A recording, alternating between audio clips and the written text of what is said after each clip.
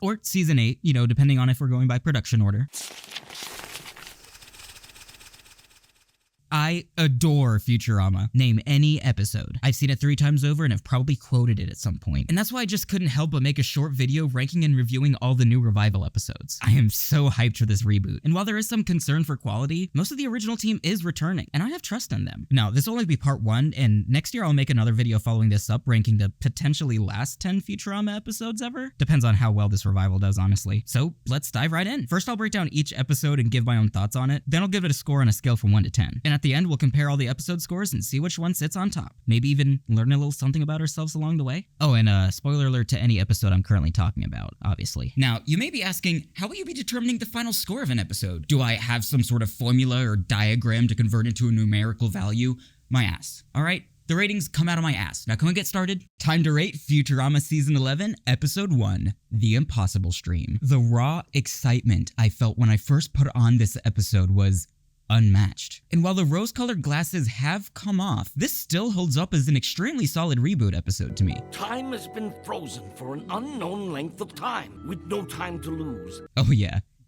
It's back. We're opening on a solid joke that feels right on brand for Futurama. Irony is their specialty, and they are coming in swinging. Now, in the last final episode, we ended with the professor offering Fry and Leela the opportunity to revert time back to before the time gadget was ever invented. And yet here, the episode starts us off as if the time button was created, and the points in the last episode did unfold up to the point that the button broke. Just kind of a weird continuity thing, like, why isn't Fry on the roof? I mean, it's not a huge deal, but it did immediately stand out to me as inconsistent. It's especially going to be noticeable if you're like watching the episodes back to back. But sure, I guess, yeah, let's do a slight retcon. Maybe the professor just miscalculated the point in time they'd return to. Who's to say? Oh, we do have some minor changes to the opening of the theme song sequence. The first thing you'll probably notice about it if you're watching in the US is the Futurama logo in the opening sequence now has a permanent gag title, briefly showing the logo as Hulu-Rama. I mean, it's kind of amusing the first time you see it, but this will be in every episode now, so get used to it, I guess. Oh, you can also see Bender dangling off the Planet Express ship. I always get a kick out of that.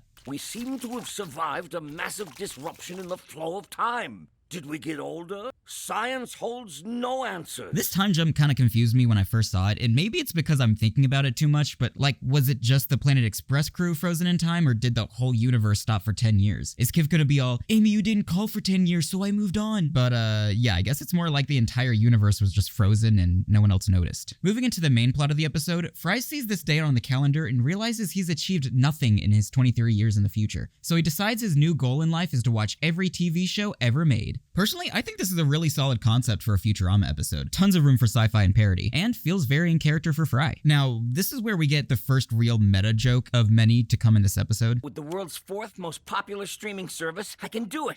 I'm subscribing to Hulu. After Fry sucks Hulu's dick for a second, you can actually see in the reflection of his eyes that he makes his password 1077. Definitely a fun nod to his PIN number back in season 1. Oh, my ATM card. My secret PIN number. 1077. There's also some more blink and you'll miss it here gags, which are pretty funny and feel very on brand for Futurama. My favorite one being It's Always Sunny on Mercury, and it's just a bunch of burning skulls. Also, a few moments earlier, we saw Bender scrolling through the TV guide, and that had some pretty funny titles in it too. And I gotta say, I also really appreciate seeing the progression in Fry and Leela's relationship here. Futurama's always kept this will they, won't they relationship for them in the Fox era of the show, and then an even more awkward on-again, off-again relationship in the Comedy Central era run, where they're kind of dating, but Leela's also flirting with some other dude. Sean, I'd like you to meet Fry. What would you say we are, Fry? Nude and interrupted. Listen, Leela, I'd love to catch up. Well, it has been a while. So it's definitely a nice change of pace to see Leela being in the position of a supportive girlfriend here. Next, we see a brief montage of clip shows Fry's watching, and just before you think they're turning this into an episode of Interdimensional Cable, the story moves along to reveal Fry only has one show left, All My Circuits. But he's got over 13,000 episodes left. 13,020? I'll never make it. Sorry, Leela. I'll never be able to watch enough TV to make you proud of me. Okay, Fry, but if literally every show on Hulu was this easy to get through, why is 13,000 more your breaking point? Anyways, the crew decides what Fry needs is a still suit to sit down, shut up, and binge for the next few months. But oh shit. Fry's feeble mind has been overpowered by the binge. If he reaches the end of the series, his consciousness will be severed. Fry can't handle the binge, and if Fry stops watching, he could be killed. This leads Leela to head to Hulu's headquarters to try and get the show Fry's watching renewed. And this whole subplot is filled with meta references and nudge nudge wink wink lines about how Futurama was canceled and brought back 3 times. But to be honest, I feel like they've kind of earned it. I mean, how many other shows even get an opportunity to make a joke like that? How does a show get canceled this many times by this many networks? I'll give it a pass just for the reboot episode. I mean, as long as it doesn't go on for the entire season, I think we can let the writers have this moment. Fry is now streaming at double speed. If you don't crank out new episodes quickly, Fry will be dead by lunch. I'm having ham salad. Oh, dude, Fry's watching at double speed, which means Leela now needs to produce episodes at double the speed too. This leads to Bender becoming the new show writer and probably my favorite moment in the episode. So I'll just write the scripts. I love you, Calculon. Let's do it, baby. Bender is great. I'm afraid he'll never calculate again, or he'll do so inaccurately. Let's do it, baby. Bender is great. I also love watching Leela direct at double speed. Something about it is just so satisfying. I think the resolution they come to that the actors need to repeat a live performance in front of Fry to ease him back into reality is super creative. But then that creativity is taken away when they do another, "Oh no, Fry is dead!" only to reveal that he got out of the suit a few days ago. You weren't in the suit? No, I got out of that thing like 2 days ago. I decided to catch up on my reading. Okay, but you were in there for months and you didn't think to tell anyone you were out? You just read books for a few days straight? F off. I get that that's the joke. It's just a land for me. Okay, I did like to see how relieved Leela was to see Fry again though. Overall, I thought this was a really strong return episode. It had a lot going for it. Strong humor that felt on brand for Futurama. And while the meta jokes were definitely hammered in, I found them justified and not too much of a distraction. It's almost less Futurama to not make any jokes about getting canceled at this point. And while the way that they resolved the conflict did feel a bit ham-fisted, I feel like that was the point. It certainly did a better job at rebooting the show than the Comedy Central era run with Rebirth. Remember the whole, they were both robots this whole time? Fake out at the end? I'm gonna give this episode a solid 7.8 out of 10. Viewers must binge responsibly. In my opinion, they must stream no more than 10 episodes in a row, and no less. Oof. Sure hope they end up dumping all 10 episodes at once, or that'll age poorly. Well, strong start. And it really gives me hope for the quality we're gonna get going into the rest of this season. So let's see what we got next. Episode 2, Children of a Lesser Bog. In the original run of the show, we had an episode where Leela accidentally impregnates Kif when she grabs his hand. This leads to an emotional character story for Amy where she struggles with the idea of motherhood. The episode ends with the couple realizing the children won't be born for another 20 years, and Amy will be ready then. And it's been 20 years. So this episode is all about Kif and Amy's babies being born. Let's find out if Amy's ready now. So this one starts with Bender helping Fry create a new sticky jacket candy. It's like a candy he sticks on his jacket and then sucks on it. Amy tries some and she loses a tooth. And when she goes to schedule a dentist appointment, oops, time to give birth. And the time jump kind of makes this confusing, but I can look past it. Sitcoms go on forever and the South Park kids have had 10 different Halloweens in the 4th grade. And after Zoidberg eats one or two, the kids are here. And the Grand Midwife is as good as ever. I shall be your counsel and guide. I do so out of solemn respect for our traditions and not for any optional cash donation people sometimes place in that basket. It's green and there's a little sign on it. Found it. But here comes the part of the episode where they have to re-explain the context of the old episode and how Leela was actually the one who impregnated Kif. What's with the big weird eye? It's not weird. It's pretty weird. Why would he look like me? 20 years ago, you impregnated Kif. Seriously? I must have been super drunk. I found this part kind of clunky, to be honest. It seems like something Leela would have remembered, and there's other ways to explain it to the audience other than just having Leela forget. Also, Axel is from the warm shallows, just like his old man. Ugh, you always have to talk about me? is it a little jarring to anyone else that Amy and Kif's voice actors are clearly the ones voicing the kids here? I guess that's for the best though. Like, do we really want a celebrity cameo every time these guys appeared in an episode? That would be hell to schedule. They'd probably show up a lot less likely if that were the case. That aside, I think they're cute. And I like how they're able to age these characters up immediately so they don't come out as just screaming newborns. Having varying ages will definitely make for some better storytelling with these three. But conflict time. Soldier, you are ordered to report for duty. Kif's been ordered by Doof to go on a space mission, leaving Amy to take care of the kids all by herself. Overworked, she asks Leela for help to watch the kids for a bit, and it seems like she's getting a bit jealous of how well they're getting along with Leela. Meanwhile, Zapp Brannigan really likes that candy Bender made. Remember that happened earlier in the episode? But they get into some hot water when they arrive at their destination. May I please head home to my family? Without delay. But first... Okay, now this is the kind of quotable Futurama I'm here for. But Zapp's in trouble, and it's up to Kif to save him. Honestly though, it's a little awkward how this side story plays out. Kif goes all father mode and runs in to save Zapp, and they do this dramatic cut during the climax of the scene, but then reveal what happened like half a minute later. And I don't know, I feel like it would have been more satisfying here to have Kif somehow use that sticky candy to save them, instead of pulling out a laser gun. It would have helped bring that sticky candy plot back full circle, cause that candy's never brought up again, and its plot never really went anywhere. You saved my life. You have my undying loyalty. Eat Kif, he's boneless.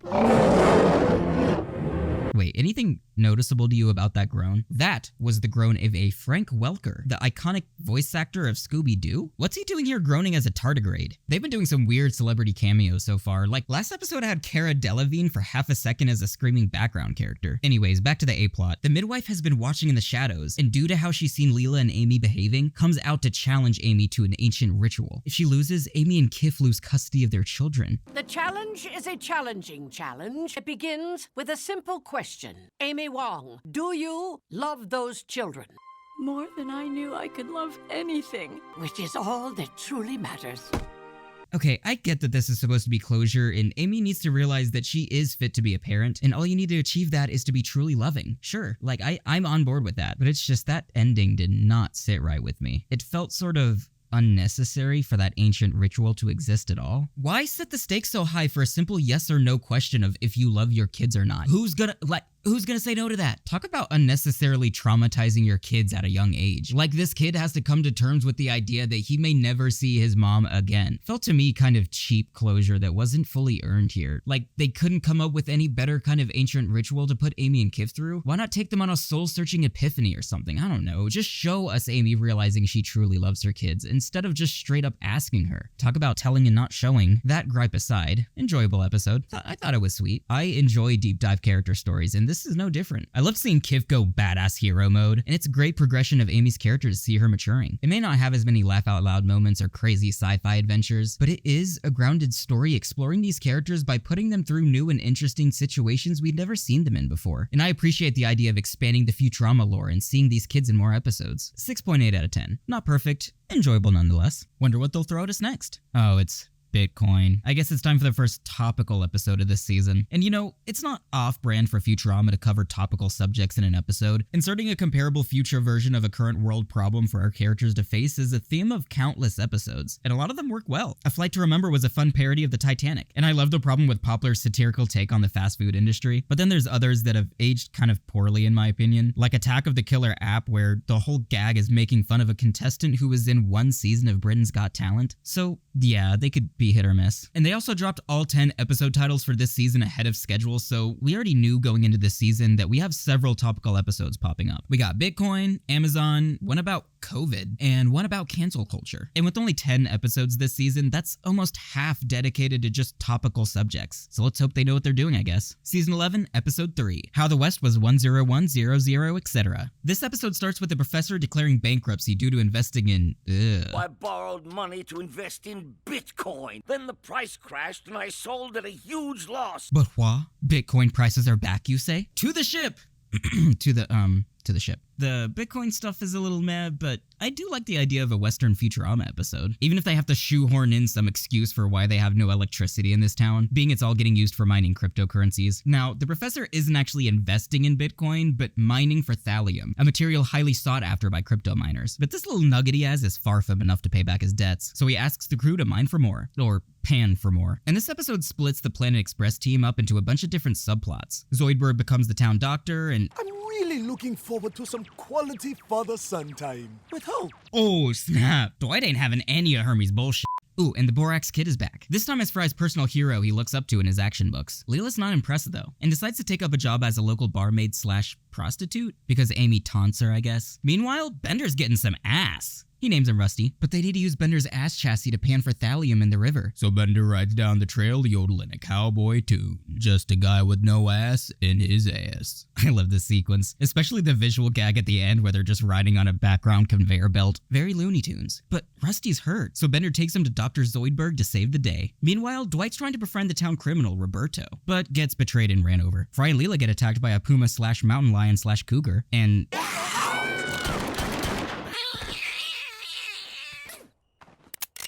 I I bravely shot that catamount just in time after Fry missed. If you ask me, it feels kind of out of character for Leela not to try and defend them here, but I guess they do it so that Borax Kid can be mistaken as a hero and impress Leela. Thanks, kid. Maybe I was wrong about you. Beautiful ladies are wrong about lots of things. Oh! Ugh, I do not like this. Leela's now all about Borax, and Fry's just letting it happen like the galoot he is. This is just giving me bad Comedy Central era flashbacks. Anyways, Bender's ass chassis finds a huge chunk of thallium that's far too massive to be floating down a river without sweeping Amy away, and it does get stolen by Roberto. They try to find it, only to discover that the bar owner is operating a secret Bitcoin operation where she forces robot heads to mine cryptocurrency. She locks them up forever for finding out, but it's okay, she's not evil, it's all for charity. The crew escapes anyways, and all the characters' side stories come together for this final epic shootout sequence. And I gotta say, the animation here is top notch, especially these CGI 3D shots, well done. Roberto ironically convinces us that violence is not the answer. The chunk of thallium's returned and the professor can pay back his debts. And Leela realizes the Borax Kid is full of shit, and her and Fry come to an understanding. Dwight saves his dad in the shootout using Limbo, and they both come to an understanding. Oh, and also the robot mafia is now trapped in the Bitcoin operation room.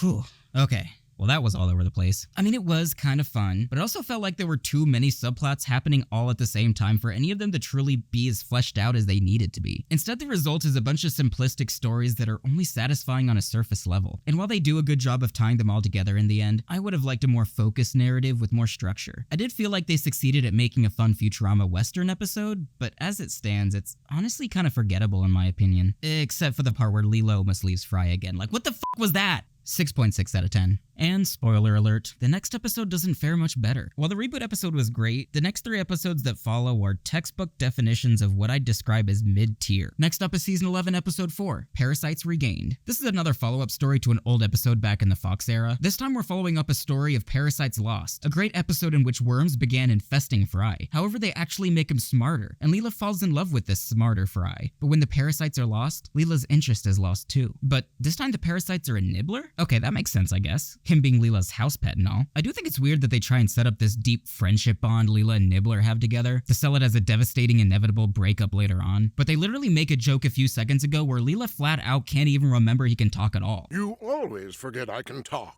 Nibbler, you can talk! Like, pick a lane, people. This joke undermines the narrative. And do we really need to explain to the new viewer that Nibbler can talk? This is a sci-fi show. Also, does it sit wrong with anyone else that Leela praised Nibbler for straight up murdering a dude in the park? Probably where Nibbler got the worms from too. You know how those Yale graduates are. Well, Leela takes Nibbler to the vet after some strange behaviors, and oh my god, I love this gag where the doctor hates getting interrupted. Golden Futurama dialogue right here. And it's followed by another gag that made me burst out laughing the first time I heard it. You know, there's a trick to winning.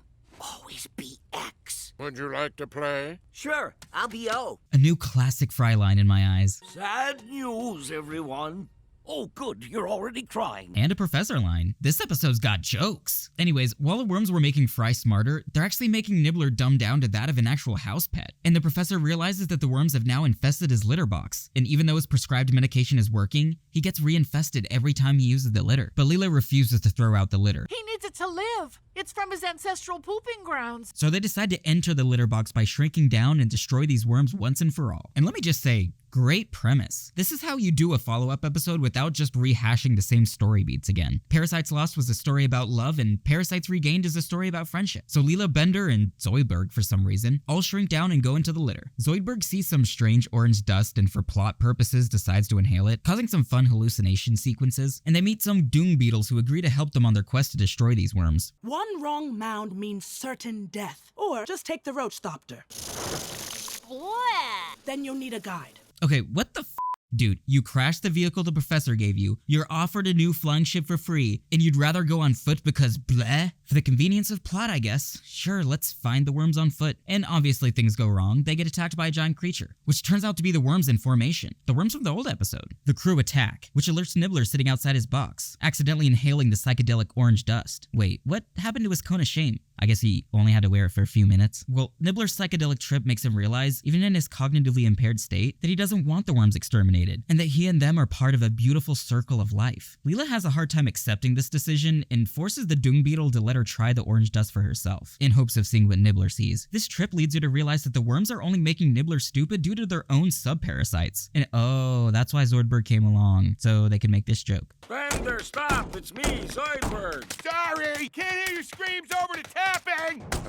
They say f the circle of life and kill the worm's subparasites. Nibbler's intelligence is back to normal, and we get a happy ending where he and Leela's friendship is saved. Again, not a bad episode, but the whole middle section where they meet the Doom Beetles just kind of drags on for me, and I feel like they could have done something more interesting with the setting. The bond Leela has with Nibbler isn't entirely sold to me either, if Leela can't even remember he's sentient most of the time. I liked it more than the Western episode, but it still left a lot to be desired for me. The character motivation was too plot-driven, and I honestly can't say exactly why, but it just kind of felt like it was going through the motions a bit. 6.7 out of 10. But now that we've gotten through those 3 mid-tier episodes, things start to pick up again. Season 11, Episode 5, related to items you viewed. We're opening this one in Fry and Bender's apartment, and it's revealed that Leela's moving in. And can I just say, called it. I just knew going into this season that we needed some kind of progression in Fry and Leela's relationship. And having them move in together is the perfect in-between where they're not full-on getting married, but things are progressing. And after all their on-again, off-again nonsense in the Comedy Central era run, this is a breath of fresh air. Though I guess my prediction wasn't entirely right, because I would have said Fry moves in with Leela, and there would have been a plot where Bender has to find a new roommate, but instead, Leela moves in with Fry and Bender. That's cool too, I guess. But Bender gets immediately jealous and already third-wheeling. Could you please give us a little privacy? I could take a hint, but what I can't take is a straightforward request. I better not hear anything through the wall!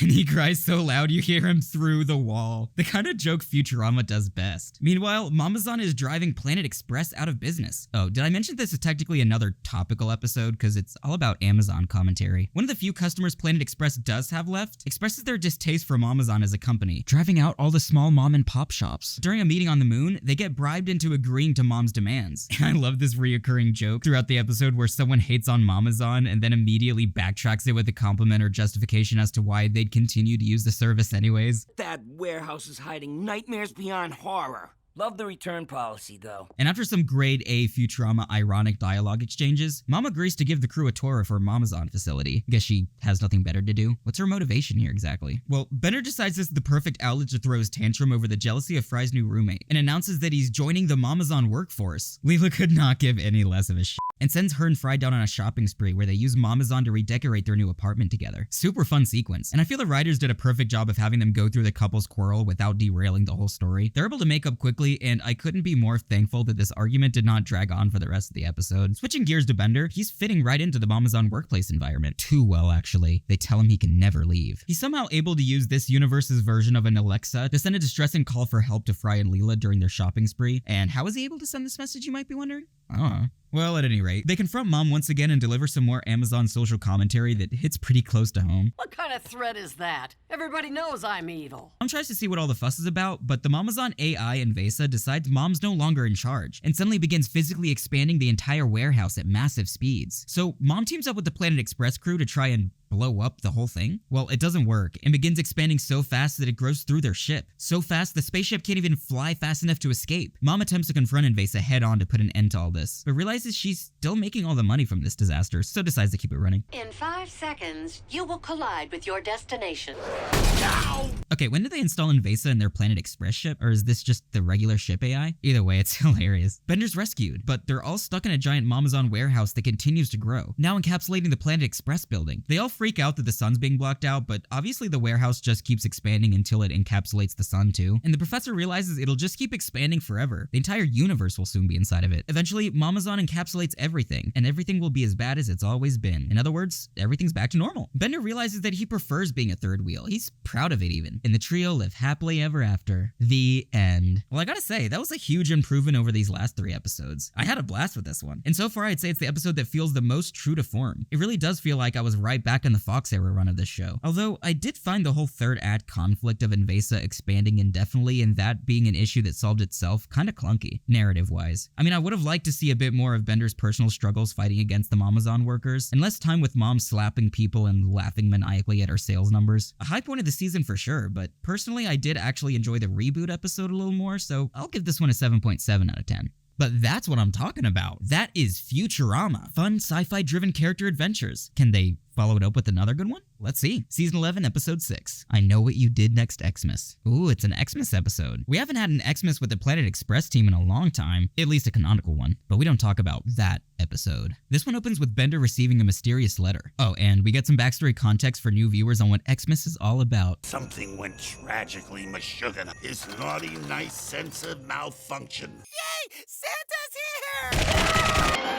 Oh my. And I love how Fry is just as distraught about this news as the kids are. Which, good to see these guys back. Any excuse to bring the Wong kids into an episode is fine by me. And after we're re-explained about the whole Santa robot killing everyone on site on Christmas thing, the professor announces he has an idea to kill Santa once and for all. He's gonna use his time machine, which he's adjusted to go forwards and backwards, to reverse the polarity of his naughty nice sensor. So instead of Santa seeing everyone as naughty, he'll see him as nice. I do like the idea of this premise, but it leaves some obvious plot hole / nonsensical time travel logic, along with some negative ramifications on impacting the emotional moments of old episodes. Like, look at it like this. If the professor went back in time to the moment Santa was invented and reversed his polarity, going back to what he considers to be the present moment would be completely different. It would create an alternate timeline where Fry and Leela never had the special bond of not having anyone to spend Xmas with, while they were both running from Santa. What about the sequence where Lars proposes to Leela because they were both huddled in fear of being killed by Santa? So many events in past episodes relied on Santa being evil for those events to have happened at all. He's an integral character to Futurama's overarching narrative. So what the professor is actually trying to do here is rewrite history. Forget the butterfly effect, the entire fucking world would be different when he returned to the year 3023. Dude, what on earth is the professor thinking here? His family and friends as he knows them would be changed forever. And that's not even mentioning the paradox it would build where if Santa never thought everyone was naughty, the professor would never need to go back in time to fix Santa at all. But without any of those concerns about this idea to travel back in time to fix Santa being addressed, the professor decides to go for it. Isn't it risky to go back in time and change history? Oh my, yes. But I'll go alone to minimize the chance of anyone becoming their own grandfather. What do you mean you'll go alone to minimize the risk of anyone changing history? You're literally the person changing history. And this is supposed to be the genius scientist of the group? Ugh. He's successful in his mission and manages to flip Santa's naughty nice gauge in the past, returning to the present moment, and nothing's changed? And he's not surprised by this? Why doesn't the time-traveling genius expect everything to be different when he comes back? They wouldn't have the building locked down for security purposes if Santa isn't hunting everyone down anymore. Why isn't he concerned about how similar everything stayed? What is happening? This is not how fictional time travel stories work. And I would know. I'm a guy on the internet.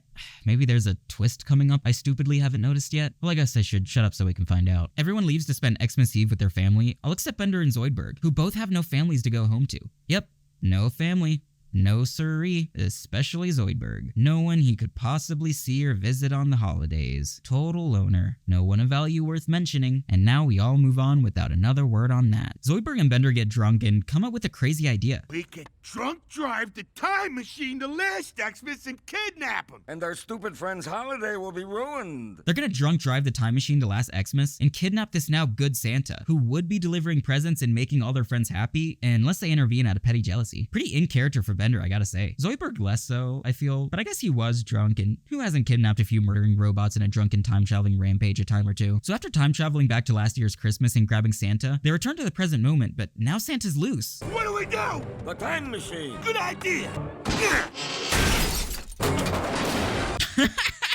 Well, so much for the time machine.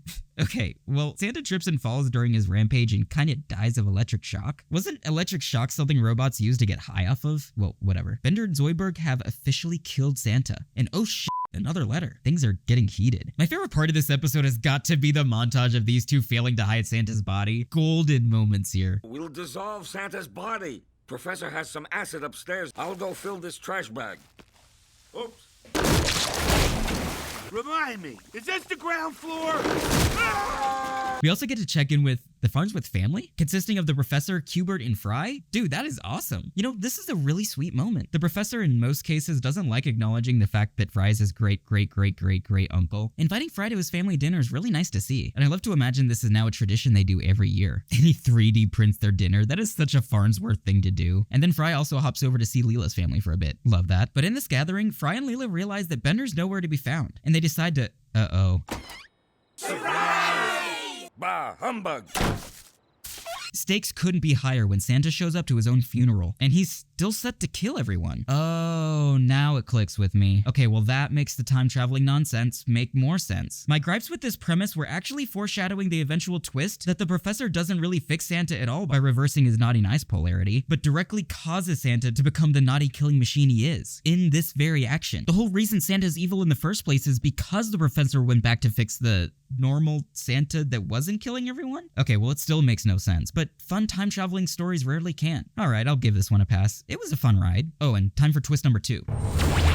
And here we are. Last Xmas. That's us, you idiot. You didn't take us to last Xmas. You took us to next Xmas. Turns out Zoidberg didn't actually take them to last year's Xmas to kidnap Santa, but this Xmas, meaning he took them into a day in the future instead. So now everyone sees this kidnapping occur and they have no choice but to confess to their killing. And obviously no one's upset by this. He was literally a murdering machine. And they're the real heroes of the story, except he's not really dead now. And he reveals he's the one who's been writing Bender those mysterious notes. I sent the notes from the future.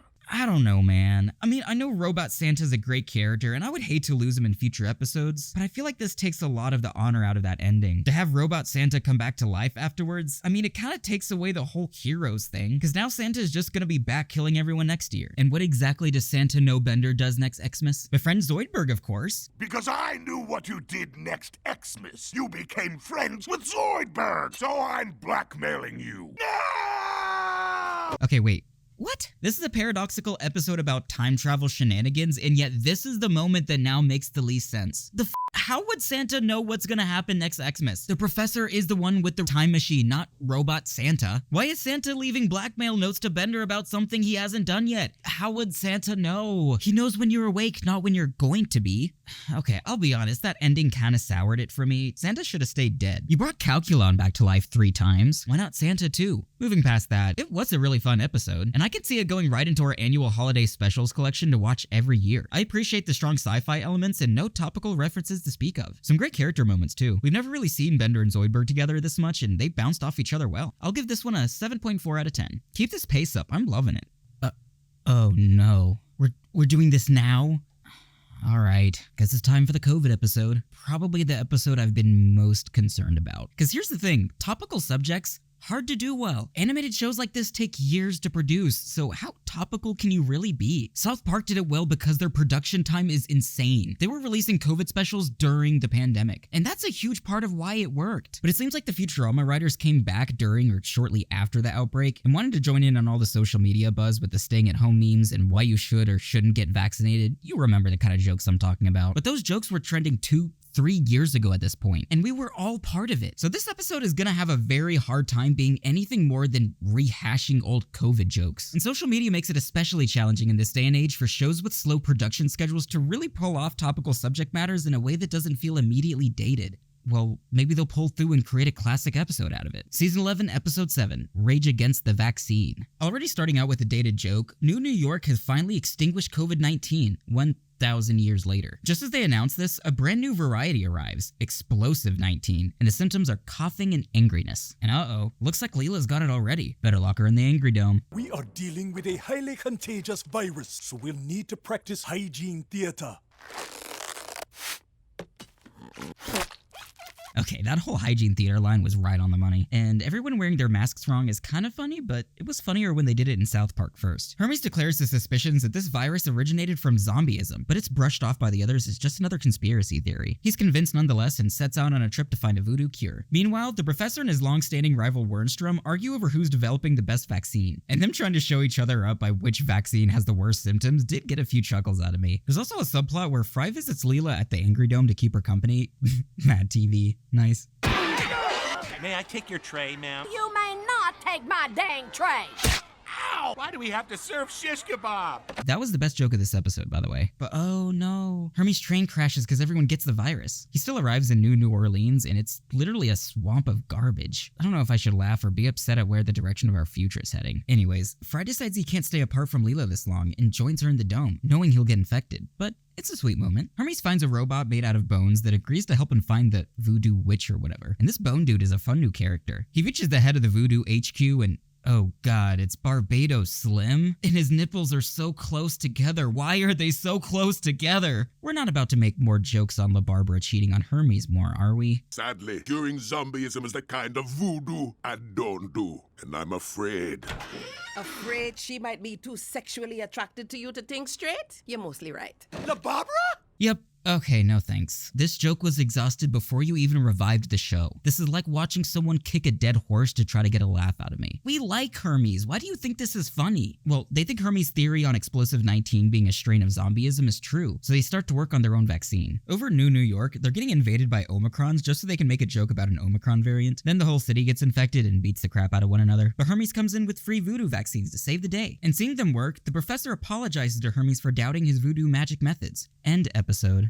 Okay, well, this was by far my least favorite episode of the season. It completely fell into the trap of being dated as soon as it aired. This just feels like, hey guys, remember COVID jokes? And narrative-wise, the subplots weren't connected all that well, so it just kinda ends up feeling like a compilation of COVID joke sequences. This whole episode was just built on a shaky narrative premise that's used as an excuse to tell dated COVID jokes. So unless you like watching Hermes get cheated on again, I would probably skip this one. 6 out of 10. Alright, and what's our next topical episode about? Cancel culture? Cool, alright, let's get it over with. Season 11, Episode 8, Zapp gets cancelled. The Nimbus is under attack, and Zapp decides to take a public shower to help him think of a strategy to defeat them. After a series of abusive behaviors he subjects Kif to, Kif's had enough, and files a formal complaint. It's pronounced compliment. At Planet Express, they're busy celebrating Leela's monthly Only Good Employee Award, but it's clear she's not happy in this dead-end career. Oh my god, look at all the cake Zoidberg gulped down. Hilarious. They do a court hearing for Zapp, and this is a pretty great scene. I love seeing the amphibiosan judge who allows total chaos in our courtrooms again. Do you have counsel? I say present. Lieutenant Croker, do you have counsel? You're representing both sides in this case? Till my wings give out, Your Honor.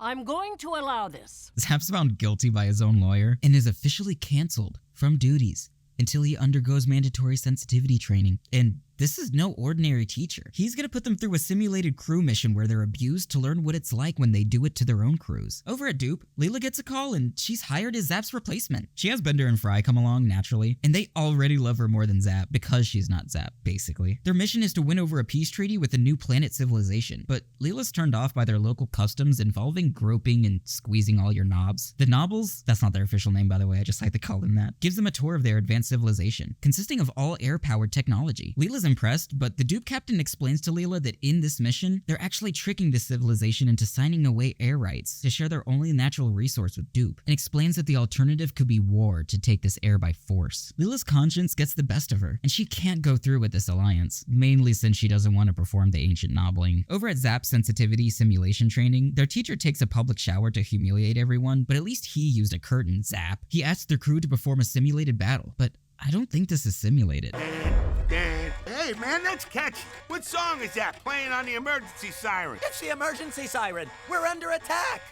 They land on the air planet, interrupting this peace treaty. But here's the twist. The sensitivity instructor was actually another canceled crewmate gone rogue, not the real instructor. And he was canceled for groping. Oh, the irony. It's not ironic, it's just coincidental. The Dupe captain commands Leela to fire on the rogue teacher, but she refuses on account of all the innocent casualties it entail. Good thing Zapp's 8-hour sensitivity training is over, and he's reinstated as captain once again to the Nimbus ship. He's given the same order, but also refuses since that teacher taught him a valuable lesson or whatever. Funnily enough, she then announces the rogue teacher as the new Nimbus captain after berating the others on being too weak to take the orders themselves, and fires the death shot on himself. Leela gets the treaty signed, and peace is restored, and some air resources stolen. Zapp makes a public apology to all the people he's wronged, including Kif Croker, the giant sex ladies of Amazonia, simulated Leela, and of course, Dr. Kind. oh my god, he still believes he's in a simulation. That's great. Leela's a bit upset that she didn't have what it takes to be a Dupe captain, but Fry's able to cheer her up in this really special moment. You know, I really don't have all too much to say about this episode. I mean, it wasn't bad by any means. I think the idea of seeing Leela take over Zapp's job is, again, a really solid premise for an episode. And the progression of having her moral compass being too clean to handle the job makes a ton of sense. It also felt really satisfying to see Fry help her come to appreciate that about herself. So it does feel like it paid off as a story that fits best at this point in their relationship. I guess I wasn't super strong about the subplot with Zapp's abusive teacher, but they actually handled cancel culture pretty well in my eyes. And by that, I mean not being the main subject of the episode. I think my main gripe with this one was just the lack of jokes. The other episodes had me laughing, but this one just kind of had me smiling. Smiling though, as in I enjoyed it. Let's give it a 7.1 out of 10. All right, not bad at all. Let's see what we got next. Leela, where were you? It's been like 30 minutes. I was falling in love with the Prince of Space. What the fuck was that shit? Apparently it's season 11, episode 9, The Prince and the Product. Yeesh. Wow, okay, holy shit. I am so conflicted on this episode. Do I like it? Not really. Do I hate it? Yes? No.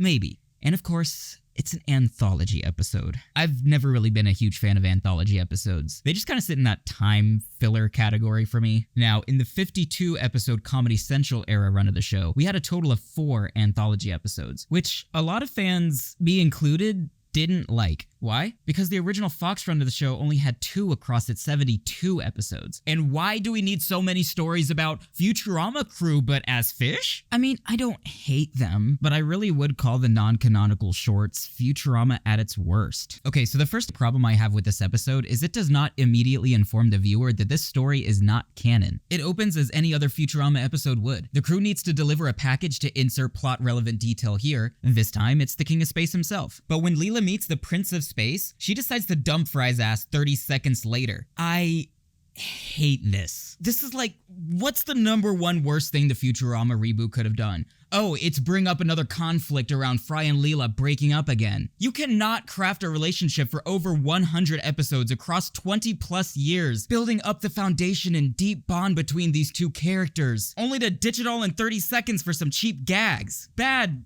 writing direction, and a really shitty motivation to give Leela. And the saddest part is, I don't even really feel like it's out of character for Leela at this point. Due to her affection tending to wander more in the Comedy Central era run, it's kind of sad that as a viewer, I'm constantly worrying for Fry that Leela is gonna ditch him again for whatever sleazebag winks at her next. I don't care if it's defended by the plot because it's necessary or whatever, just stop doing this. Consummate your union, or I shall destroy Earth. I'm not sure if I can...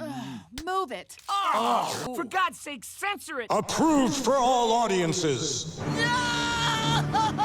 I thought we were finally past it in this season. Sure, we had a little scare with the Borax kid, but Leela was just doing her job is what we all have to keep telling ourselves. So Fry's fucking devastated, obviously. Perfect time to start a completely new and unrelated story about Windo toys. What the f? What? Really? Okay. Obviously, they're doing it on purpose to try to make the A-plot melodramatic and cut it when tensions are most high. I know, I understand. That's the joke. But it's just not funny. It's confusing and frustrating. You can't just break down the biggest character relationship you've been building through the entire show for a cheap gag plot. That makes me feel angry! Oh my god. Okay, fine. I will accept your badly and confusing premise of an overly dramatic plot being interrupted by commercial segments. It's probably not even going to be canon anyways, not that you've bothered to show us how it isn't yet. So in this first segment, the crew are all wind-up toys. But when Wando Fry realizes he's almost out of cranks, Bender takes him on a soul-searching journey to save his friend's life. And you know what? I really enjoyed this one. Bender sacrificing himself to save Fry was really sweet, and a great parallel for when Fry did the same thing for Bender back in the Fox run. There were also some really great jokes mixed into this one. I found a quarter. It concludes with the sweet premise that Bender isn't actually gone forever, but reincarnated as a plane. Way to go, Bender! Oh, wait, no, he's dead again. Moving back into the, A-plot, Fry, being the sweet cuck that he is now, offers to challenge the king to a duel to the death, who's denied Leela the right to marry the prince. The king accepts with a dramatic sting, and the story is once again interrupted for a dumb subplot about toys. If you haven't noticed by now, this whole episode is basically like a big post making fun of the over-the-top melodramatic stories that sacrifice good pacing for lots of commercials. Or maybe it's trying to satirize the older Futurama episodes itself? I don't know. I guess I haven't noticed by now either. The important thing is, does it work? No, not really. In my opinion, at least. Commercials aren't 7-minute stories, they're 30-second sales pitches. It's an awkward way to introduce a subplot, and interrupting the main narrative isn't dramatic or engaging here. It just frustrates me. To me, this fails at actually being satire. It's just kind of trying to be. Satire requires an integrity above that of which you're making fun of. It needs to be something subversive and unique. Satire isn't just doing the same thing you're making fun of. It needs an extra layer of ironic twists that this just doesn't have. I mean, these aren't making fun of the toys, the writers have nothing to say about the product, the characters just are the toys. Having one good joke here and there about Hot Wheels cars eventually slowing down when they reach the bottom of the tracks does not justify an entire subplot being built around the crew being cars. And yeah, this segment got a few chuckles out of me. Yes, I'm here for the free scam. But overall, it fell flat. Zoidberg being a secret surprise villain was okay, I guess. Moving back to the real story, Leela asks to take Fry's place in the duel to the death. Fry, you're really bad at fighting. Then, yeah, good call. Apparently the rules allow you to substitute yourself for a different champion fighter, so sure. And Leela wins the duel. But uh-oh, surprise twist. The king substituted himself a fighter too. We can marry at last, my love. Oh, the prince! Wait, why the f would the prince make a choice like that? I mean, if he kills who he presumes to be Fry, then he can't marry Leela. And if he loses, then he's fucking dead. And if it was supposed to be a joke that the prince is just stupid, then they should have given him a line in his dying breath like, oh, I should have thought that through. Because otherwise it just comes across as bad writing. I killed my true love! No, I'm fine. Oh, you mean that guy? Yeah. I'm right there with you, Fry. Seeing Leela sob over the death of her loved one and that being some dude she just met an hour ago while Fry watches devastated just feels so gross. This dramatic twist, of course, brings us into our final sub-narrative. This time it's floating rubber ducks. They try to find the edge of the universe and meet some other species. Fry falls in love with other species Leela. People don't like that, so they all fight and die. I really just found this one a slog to get through. Easily my least favorite of the three stories here. It doesn't seem to be a parody about anything either. It's just a 7-minute story about ducks that meet some folks and die in war. Was there some sort of lesson here? I guess all three of the shorts had to do with reincarnation, but I just don't see what this has to do with the main overarching narrative. Moving back to the main plot of the episode, Fry consoles Leela over the death of her newly met loved one, but... It's okay, Fry. I wasn't really in love with him. I was under a spell. A science spell. Of course. Okay. Lower your pitchforks. It's supposed to be a shitty way to wrap up the episode. That's what makes it funny, right? And what a relief. Clearly this wasn't canon. Bender reincarnated into the Planet Express ship and they crashed into a not-to-scale model of the Earth. It's fake. Not real. This did not happen. Don't worry. This was just for fun, right? We're having fun. Don't you love seeing characters you've grown up with get their hearts shattered for the umpteenth time? Only for a none of that really happened fake out at the end? Isn't that your favorite? Okay, I can't do it anymore. What a shit way to wrap up an episode. I don't care if you're like just making fun of stories that end badly. That doesn't change the fact that your story ended badly too. I mean, what do I even rate this? I honestly like the Windo story. The Round Wheels one was alright, I guess. I didn't care for the Duck story, like, at all. But does it really deserve to be the lowest rated Futurama episode of all time? I actually still dislike the Saturday Morning Fun Pit anthologies more than this, with a f***ing Purpleberry shit. It really is the weirdly woven A-plot this episode uses to tie the anthologies all together that really tanks this episode for me. I would have enjoyed it a lot more if it focused on just the anthology narratives and nothing else. Or it could have worked a lot better as Anthology of Interests Part 3. And I could totally see myself rewatching this episode for the parts I did enjoy alone, even if I do have to slog through that shit. And at the end of the day, is the point of a comedy show not to make you laugh? So again, I ask you, is it really worth rating this the worst Futurama episode of all time? We're getting married. I'll always remember the times we had that I haven't already forgotten. God, yes. 5.8 out of 10. And now, what's left of Futurama? It very well could be if they can't pull off a stellar final episode to close out this season. 1 week later. They did it. Oh my god, what an episode. I gotta hand it to these writers. They had me worried they may be losing their magic, but they still got it. And this episode proves it. Season 11, episode 10, all the way down. And you know it's gonna be good when the first line of dialogue is already diving right into the sci-fi premise. The professor's built a simulated universe, not a parallel universe in a box. Okay, this is different. He explains it's running through his Symputron machine, using vast amounts of electricity. Bender's right though, it does look like shit. I hope this isn't their last-ditch attempt at animation cost-cutting measures, because the season finale is not the episode to do it on. That's it! I found my life's goal! I, Philip J. Fry, pledge to watch every TV show ever made! Oh, Lord. Here we go. The Simulated Planet Express crew begin going through the same events taking place earlier in this season. Will this one end badly at all? Amy proposes a serious question. If these little pixelated dudes don't know they're part of a simulation, how likely is it that they're part of a simulation too? Comparison after comparison is made, and the professor slowly realizes just how similar the real laws of physics are to the limitations of his own simulation. And with that in mind, he's convinced they're part of a simulation too. This leads Bender to fall into another one of his "I'm just a cold, unfeeling machine to you" fits, and refuses to let the professor professor unplugged these simulated pixel people. If these guys are nothing but a bunch of ones and zeros, well, so is Bender. He makes the professor swear not to unplug them, or let them know the pain of knowing you're a simulation. They realize by drilling into the sewage system of New York that they could actually generate enough electricity to keep their simulation running through clean kinetic energy. Clean? Oh my, no. Oh, and thank God that increases the simulation's resolution. I was not charmed by that 8-bit style. Maybe it's not such a good thing though, because this is getting confusing already, and their simulation is up to the point in time when they visit the King of Space. That was just last episode. Wait, I thought that story wasn't even canon. What are you implying here? Anyways, here it is, the moment we've all been dreading towards. The Simulated Planet Express crew officially made a simulated universe of their own. Oh, and a great cut to commercial gag that implies our own universe is simulating Futurama as a whole.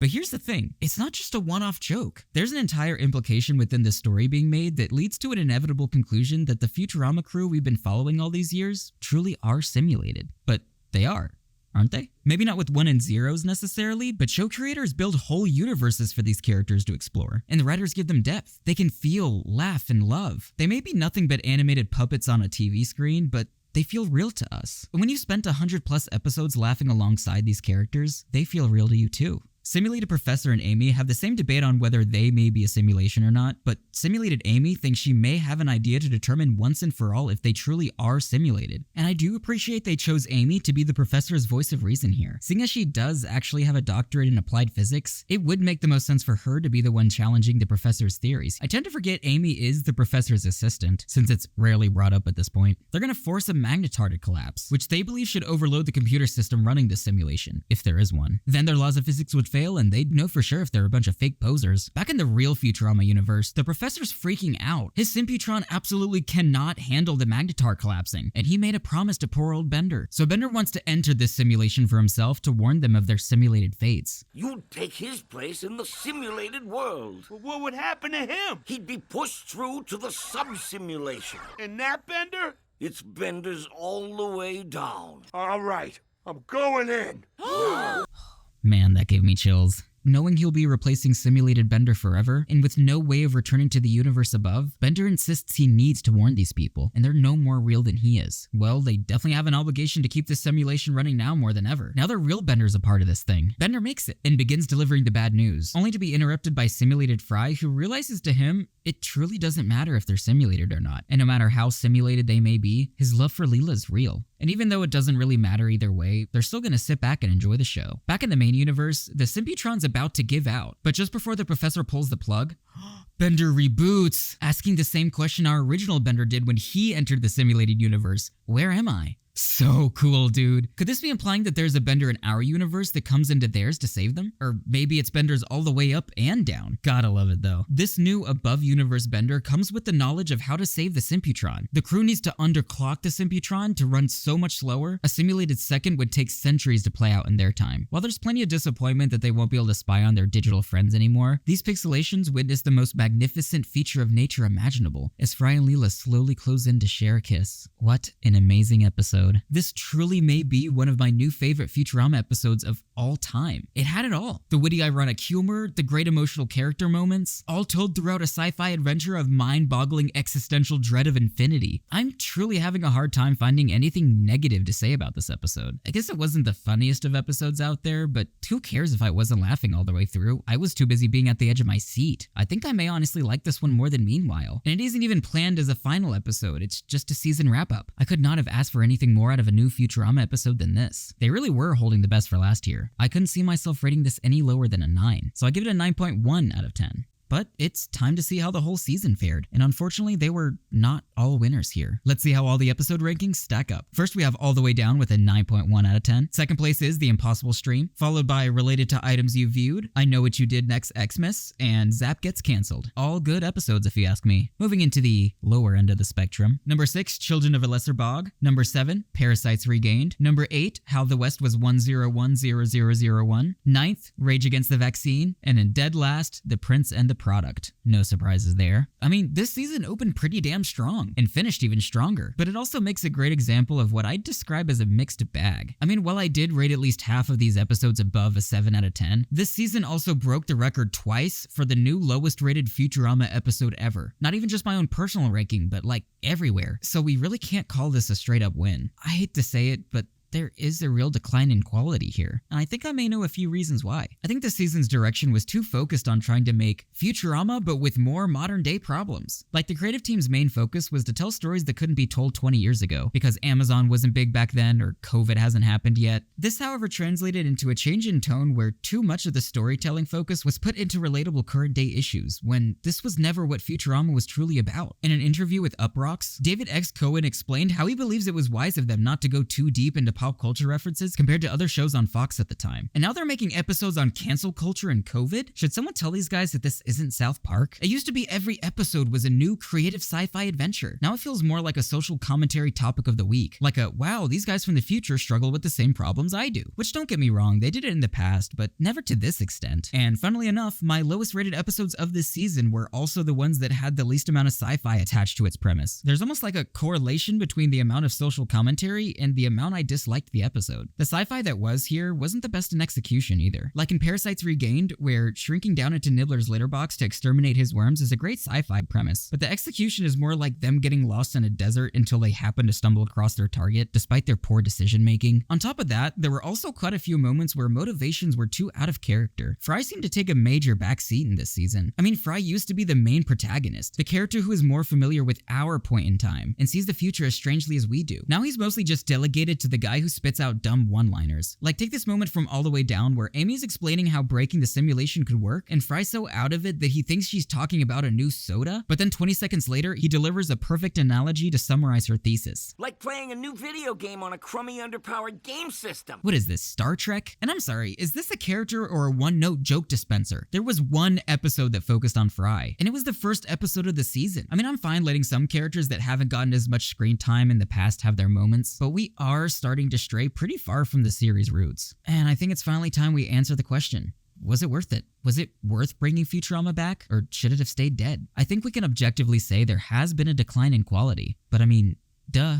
Would you expect a Futurama renaissance where the best episodes are ahead of us? Get real. I don't think the expectations for this reboot was ever to outshine the original run of the show, but just to be more of what we love. I just wanted to have a fun time with these characters again, and you know what? They delivered. Sure, it's not the strongest season of Futurama. It may arguably even be the weakest, but we did have some great moments, and if anything, it should speak to the true quality of these older episodes. I mean, a bad episode of Futurama still beats a good episode of Modern Family Guy, and I wasn't expecting perfection, just a respect for what came before it. It was also way funnier than I expected it to be. Funnier than the Comedy Central era run for sure. I cannot wait for season 12 next year, but I'll be honest, I'm not all that confident in this show's chances of getting renewed past that. We already know at least 10 more episodes are in the works, which means they'll probably be coming with the same baggage and shortcomings this season had too. And can the show take another season of mixed quality and still survive? Even if they take all this feedback to heart and decide to ditch all this social commentary, we wouldn't see that change until at least 2025. This show takes ages to produce, so I just don't think changes based on audience reception will be put into effect quick enough to save the declining ratings. But who knows? They've surprised us before. It was certainly surprising when they doubled down on an anthology episode being a fake-out gotcha that f***s with the integrity of our favorite finale. Like, what the f*** were you thinking?